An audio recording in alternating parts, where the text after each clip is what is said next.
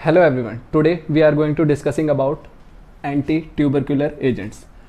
Anti-tubercular agents के बारे में समझने से पहले हम ये समझते हैं कि जो ट्यूबरक्लोसिस है होती क्या है, किस वजह से ट्यूबरक्लोसिस कॉज होती है और ट्यूबरक्लोसिस किस हद तक कॉज हो सकती है, क्या इसके जो सिम्टम्स हैं ये सब चीज़ें और जो बैक्टीरिया है उसके कैरेक्टरिस्टिक्स, इसके बारे में देखते हैं। तो जो ट्यूबरक्लोसिस है, टीबी की जो डिजीज़ है वो माइकोबैक्टीरियम ट्यूबरक्लोसिस के थ्रू फैलती है। अब ये माइकोबैक्टीरियम ट्यूबरक्लोसिस जो है इसको ये हमारे अंदर एंटर करेगा और लंग्स को जाके अफेक्ट करेगा। मेनली जो ट्यूबरक्लोसिस है वो प्राइमरी जो साइट ऑफ इन्फेक्शन है इसका माइकोबैक्टीरियम ट्यूबरक्लोसिस का वो लंग्स होते हैं, लेकिन पूरी बॉडी जो मल्टी सिस्टम ये डिजीज़ हो सकती है, पूरी बॉडी में फैल सकती है। अब हमने इसके बारे में लिखा हुआ है कि जो टीबी है वो ग्रैन्युलोमेटस डिजीज़ है। अब ग्रैन्युलोमेटस डिजीज़ का मीन क्या है कि माइकोबैक्टीरियम ट्यूबरक्लोसिस ये जो बैक्टीरिया है ये हमारी बॉडी में गया, मीन्स हमने इनहेल किया, इनहेल करने के बाद ही हमारे लंग्स में पहुंच गया। अब लंग्स में जैसे ही पहुंचेगा तो माइक्रोफेजेस जो हैं, इम्यून रिस्पॉन्स एक्टिवेट होगा, वहाँ पर माइक्रोफेजेस एक्टिवेट हो जाएंगी और वहाँ पर आ जाएंगी। वहाँ पर आने के बाद इनको इंट्रैप कर लेंगी। इनको इंट्रैप करने के बाद सपोज ये हमारे पास ये माइकोबैक्टीरियम है, ये बैक्टीरिया है, इनको इंट्रैप कर लेंगी इस टाइप से, सर्कल के टाइप से इनको इंट्रैप कर लेंगी चारों तरफ से। और इंट्रैप करने की वजह से जो सर्कल है इसमें ये बैक्टीरिया है, इसलिए ग्रैन्यूल्स टाइप फॉर्म हो जाएंगे। तो इसीलिए इनको ग्रैन्युलोमेटस डिजीज कहा गया है। अब सबसे पहले हम इसका कैरेक्टरिस्टिक्स देखते हैं। जो माइकोबैक्टीरियम ट्यूबरक्लोसिस है, बैक्टीरिया जो है, इसके कैरेक्टरिस्टिक्स देखते हैं। एसिड फास्ट ऑर्गेनिज्म है। एसिड फास्ट ऑर्गेनिज्म का मीन ये है कि ये जो माइकोबैक्टीरियम ट्यूबरक्लोसिस हैं, एक तो ये जितने भी इस जीनस के माइकोबैक्टीरियम हैं ये सब एसिड फास्ट जो है स्टेनिंग से ही शो होंगे, विजुअल होंगे। अदरवाइज कोई भी जो स्टेनिंग टेक्निक है वो उसमें विजुअल नहीं होंगे। अब एसिड फास्ट स्टेन ही क्यों अटेन करते हैं और कोई स्टेन क्यों अटेन नहीं करते, तो उसका रीज़न ये है कि जो माइकोबैक्टीरियम है इनकी जो सेल वॉल होगी उसमें लिपिड और वैक्सी मटीरियल्स जो हैं ज़्यादा होंगे और माइकोलिक एसिड प्रेजेंट होगा, जिसकी वजह से ये और कोई भी जो डाई होती है उनको अटेन नहीं कर पाती। तो इसके लिए स्पेशल टाइप की जो स्टेनिंग टेक्निक होती है वो होती है acid fast staining. Acid fast staining में बेसिकली एक डाई होती है वो है कार्बोल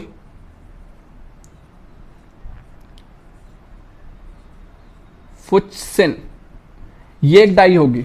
ये डाई फिनॉल को कंटेन करके रखेगी और जो इसकी वजह से ये इसकी जो सेल वॉल है उसमें अच्छे से पेनिट्रेट करेगी और उसको विजुलाइज करेगी माइक्रोस्कोप के अंदर। तो इसीलिए इसको एसिड फास्ट ऑर्गेनिज्म बोला गया है। अब ऑब्लिगेट एरोब, क्योंकि ये ऑक्सीजन की प्रेजेंस में ही जिंदा रह सकता है, सर्वाइव करेगा। अदरवाइज अगर ऑक्सीजन की प्रेजेंस नहीं होगी तो ये सर्वाइव नहीं करेगा। नॉन मोटाइल, मोटिलिटी शो नहीं करता। नॉन स्पोर फॉर्मिंग मीन्स आपने सुना होगा जैसे फंगस है कोई भी, तो वो अपने स्पोर फॉर्म करती है और ज़्यादा इन्फेक्ट करती है और अदर चीज़ों को इन्फेक्ट करेगी स्पोर फॉर्मेशन से। लेकिन ये जो है बेसिलाई बैक्टीरिया ये स्पोर फॉर्मेशन नहीं करेगा और ग्राम पॉजिटिव बैक्टीरिया है ये। अब हम इसको जो है अफेक्टेड ऑर्गन, मैंने अभी ये बताया कि आपको लंग्स जो हैं जो प्राइमरीली साइट है इन्फेक्शन की, तो प्राइमरीली जो है लंग्स अफेक्ट होंगे। लेकिन ये जो लंग्स से स्प्रेड हो सकता है क्योंकि जैसे ब्लड है, हमारा ब्लड पूरी बॉडी में ट्रैवल कर रहा है, तो ये ब्लड के थ्रू और बॉडी के पार्ट्स में जा सकते हैं। वो बॉडी के पार्ट्स जैसे कि ब्रेन हो गया, ब्रेन की मेनिंजेस में जा सकते हैं, बोन्स हो गए, स्किन हो गया, स्किन पे भी जो है ट्यूबरक्लोसिस जो है इन्फेक्शन कॉज कर देता। आइज हो गई, किडनी हो गई, यूरिनरी ट्रैक्ट हो गया और जेनाइटल एरिया हो गया। इसके अलावा लीवर में भी कॉज करता है, means multi system disease cause कर देगा ये। एंटी ट्यूबर जो ट्यूबरकुलर है, ट्यूबरकुलर बेसिलाई है, वो मल्टी सिस्टम डिजीज कॉज कर सकता है। अब हम सिम्टम्स देखते हैं। टीबी का जो पेशेंट है उसको आपने ये चीज़ सुनी होगी कि कफिंग कर रहा है और उसके जो कफ है उसमें ब्लड आ रहा है। तो मेन जो है इसका सिम्टम पहला वही होगा कि जो कफ होगा उसमें ब्लीडिंग होगी, फिर उसके बाद चेस्ट पेन होगा उसे बहुत ज़्यादा, उसके बाद शॉर्टनेस ऑफ ब्रीथ होगी, मीन्स जो सांस लेने में उसको प्रॉब्लम हो सकती है, फीवर भी हो सकता है, ठंड भी लग सकती है, और यूरिन डिस्कलरेशन होगा। यूरिन डिस्कलरेशन का मीन्स या तो यूरिन जो है ज़्यादा ही रेडिश हो जाएगा या फिर वो क्लाउडी अपीयरेंस होगी उसकी यूरिन की। तो बेसिकली इसके ये सिम्टम्स थे। अब ये हाउ टू स्प्रेड मीन्स फैलता कैसे है। अब जैसे कि एक कंडीशन दे रहा हूँ मैं आपको कि आप किसी भी ट्यूबरक्लोसिस पेशेंट के साथ हैं, तो उसने स्पिटिंग करी या फिर उसने कफिंग करी, तो जो कफिंग करने के बाद जो ड्रॉपलेट्स हैं उसकी मुंह से निकली, मीन्स मुंह से जैसे थूक निकला उसके, तो वो थोड़ी देर एयर में ट्रैवल करेगा। एयर में ट्रैवल करने पे थोड़ी देर के लिए ही करेगा एयर में ट्रैवल, उसके बाद जो है मॉलिक्यूलर वेट इनका हाई होने की वजह से सेटल डाउन हो जाएंगे, ज़्यादा ट्रैवल नहीं कर पाएंगे। तो उस बीच में अगर कोई भी नॉर्मल पर्सन जो है उस बीच में आ गया और वो जो एयर ड्रॉपलेट्स जो थी जिसमें माइकोबैक्टीरियम था उनको इनहेल कर लिया, तो ये उनके लंग्स में जाके उनको इफेक्ट कर देगा या इन्फेक्ट कर देगा, जो भी है ये उनको इन्फेक्ट कर देगा। या फिर किसी भी क्राउडेड प्लेस में ऐसे में हो जहां पर वेंटिलेशन ना हो और बहुत ही घिचपिच वाला मामला हो, तो उस जगह भी किसी ने भी स्पिटिंग करी या कफिंग करी तो वहां पर भी इन्फेक्टेड होने का चांस बहुत ज़्यादा रहता है। या फिर स्पिटिंग कर रहे हैं एवरीवेयर, मीन्स कहीं भी थूकता फिर रहा है कोई भी, तो उस वजह से भी ये कॉज हो सकती है। तो डायग्नोसिस देख लेते हैं। डायग्नोसिस में पहले मेडिकल हिस्ट्री लेते हैं पेशेंट की कि वो किस किस जगह गया था, मीन्स ऐसी किसी जगह गया था जहाँ पर उसे लगा हो कि कोई भी ऐसा पर्सन है जो कि ज़्यादा कफिंग कर रहा है, स्पिटिंग कर रहा है, इस टाइप से, तो उसकी मेडिकल हिस्ट्री लेते हैं। देन उसका चेस्ट एक्सरे करवाते हैं, सिटी स्कैन करवाएंगे, सोनोग्राफी करवाएंगे, जिससे हमें पता लगे कि इन्फेक्शन जो है, मीन्स इन्फेक्शन लंग्स में जो है कितना सीवियर फॉर्म वो हो चुकी है उसमें। विजुअलाइजेशन बोलते हैं, विजुअलाइजेशन में चेस्ट एक्सरे और ये सब चीज़ें आएंगी जिससे हमें देख के पता लगेगा कि जो इन्फ्लामेशन है वो क्या किस उसमें है। देन फिर बैक्टीरियोलॉजिकल एग्जामिनेशन। बैक्टीरियोलॉजिकल एग्जामिनेशन में मेनली ये चीज़ होगी, आपने सुना होगा 2 से 3 हफ्ते की अगर खांसी है, टीबी वाले मरीज को अगर कोई भी पेशेंट है उसे 2 से 3 हफ्ते तक की खांसी हो रही है, मतलब रुक नहीं रही है उस बीच में, तो उसको अपना जो है स्पुटम मीन्स बलगम जो है चेक करवाना चाहिए। तो बैक्टीरियोलॉजिकल एग्जामिनेशन में मेन यही करते हैं कि जो उसका स्पुटम है वो लेंगे और उसको कल्चर में लगाएंगे और फिर कंफर्मेटरी टेस्ट लगाएंगे, जिससे हमें कंफर्मेशन होगी कि हमें ट्यूबरकुलोसिस है या नहीं है।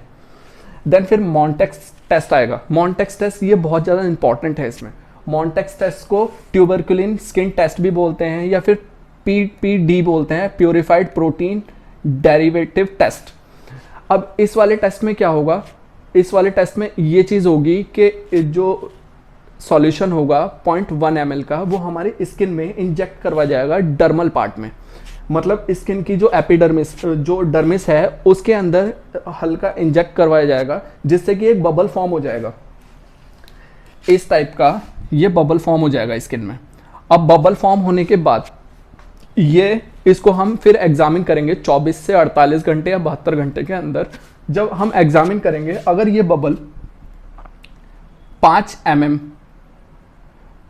5 mm से ज़्यादा हुआ, मीन्स इसको हम पूरा मेज़र करेंगे, 5 mm से ज़्यादा हुआ, तो पॉसिबिलिटीज़ है कि ये जो हमें बैक्टीरियल इन्फेक्शन लगा हुआ है ये ट्यूबरकुलोसिस का, ये हो सकता है। और अगर नॉर्मल रेडिश वहाँ पर रैशेस आ गए या फिर जो स्किन है वो थोड़ी रेडिश हो गई या फिर नॉर्मल सा जो है सर्कल सा बन रहा है, नॉर्मल वो चीज़ स्किन उठी भी नहीं है, तो वहाँ उस कंडीशन में हमारा जो टेस्ट है वो नेगेटिव होगा। अब हमने यहाँ डायग्नोसिस की बात कर ली, अब हम ट्रीटमेंट की बात करते हैं। अब ट्रीटमेंट जो है हमारा वो 2 कैटेगरी में डिवाइड किया हुआ है हमने, फर्स्ट लाइन ड्रग्स और सेकेंड लाइन ड्रग्स। जो फर्स्ट लाइन ड्रग्स होंगी वो ऐसी ड्रग्स होंगी जिनकी जो है एफिकेसी वो बहुत ज़्यादा होगी और जो टॉक्सिसिटी होगी वो एक्सेप्टेबल मीन्स नॉर्मल होगी। लेकिन जो सेकेंड लाइन ड्रग्स होंगी वो तब दी जाएंगी या तो रेजिस्ट कर चुका हो बैक्टीरिया के थ्रू जो जिसको दे रहे हैं हम ड्रग्स वो रेजिस्ट कर चुका हो, या फिर उसमें और ये वाली जो फर्स्ट लाइन ड्रग्स हैं ये किसी ना किसी रीज़न की वजह से काम ना कर पा रही हो, तो उस कंडीशन में हम सेकेंड लाइन ड्रग्स देंगे। तो बेसिकली मैंने यहाँ पर आप लोग क्लासिफिकेशन जो है KD त्रिपाठी से देख लेना, मैंने नॉर्मल सा आपको अंडरस्टैंड हो जाए इसलिए यहाँ पर ये लिखी है फर्स्ट लाइन ड्रग और सेकंड लाइन ड्रग। जो फर्स्ट लाइन ड्रग में आएंगी आइसोनियाजिड आएगा, रिफाम्पिसिन आएगा, रिफाब्यूटिन आएगा, रिफापेंटिन, इथाम्ब्यूटॉल, स्ट्रेप्टोमाइसिन और पायरिजोनामाइड, ये ड्रग्स जो हैं फर्स्ट लाइन एजेंट्स में आएंगे। जो सेकंड लाइन एजेंट्स में आएंगी वो आएंगी इथियोनामाइड, पैरा अमीनोसैलिसिलिक एसिड, कैप्रियोमाइसिन और अमीकासिन, साइक्लोसेरिन, मॉक्सिफ्लॉक्सासिन, गैटिफ्लॉक्सासिन, ये सब जो है ड्रग्स ये सेकंड लाइन एजेंट्स में आएंगे। अब हमने यहाँ फर्स्ट लाइन और सेकंड लाइन एजेंट्स की बात कर ली। अब सबसे पहले जब हम ट्रीटमेंट स्टार्ट करेंगे तो फर्स्ट लाइन एजेंट्स देंगे। फर्स्ट लाइन एजेंट्स में भी हम जो हमारे मेडिसिनल केमिस्ट्री में है जिसकी सिंथेसिस है हम पहले उसकी बात करते हैं। तो फर्स्ट लाइन एजेंट्स में जो है हमारा इसकी बात करेंगे हम आइसोनियाजिड, ये आइसोनियाजिड की बात करेंगे तो आइसोनियाजिड जो है बैक्टीरियोसाइडल होता है। मीन्स बैक्टीरियोसाइडल मीन्स ये बैक्टीरिया को किल करने की कैपेबिलिटी रखता है, तो इसलिए इसको बैक्टीरियोसाइडल कहा गया है। अब मैकेनिज्म ऑफ एक्शन देखते हैं। पहली बात तो मैं आपको ये बता दूं कि जो आइसोनियाजिड है वो प्रोड्रग होती है। प्रोड्रग नहीं पता हो तो मैं बोल रहा हूँ कि जो प्रोड्रग है वो इनएक्टिव फॉर्म में होती है बाहर, बॉडी से बाहर, लेकिन जब बॉडी में जाएगी तो एक्टिव फॉर्म में कन्वर्ट होकर जो हमारी डिजीज है उसको क्योर करेगी या उसको इनहिबिट करेगी या पूरी तरीके से क्योर करेगी। तो प्रोड्रग, इसलिए ये आइसोनियाजिड है हमारी प्रोड्रग फॉर्म में है। अब हमने इसको ली तो ये एक्टिवेट हो जाएगी माइकोबैक्टीरियल कैटालिस परऑक्सीडेज की प्रेजेंस में। अब यहाँ पर ये एक्टिव फॉर्म में कन्वर्ट हो गई। अब ये एक्टिव फॉर्म जो है आगे जाने के बाद ये अपना इफेक्ट शो करेगी। इफेक्ट कैसे शो करेगी? ये कोवलेंट कॉम्प्लेक्स फॉर्म करेगी। कोवलेंट कॉम्प्लेक्स फॉर्म करेगी वो इसका ACPM का और KASA का।